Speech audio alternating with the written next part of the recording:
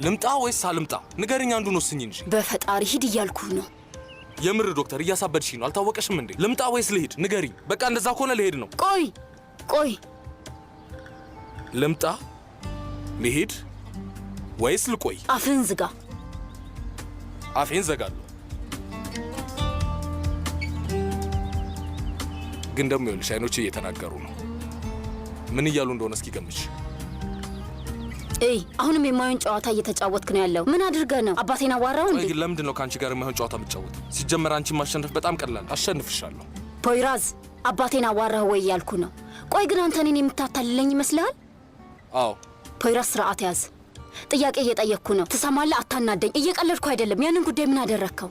ንገረኝ። ያው ያን ጉዳይ አሁን ለመጨረስ ትንሽ ከባድ ነው።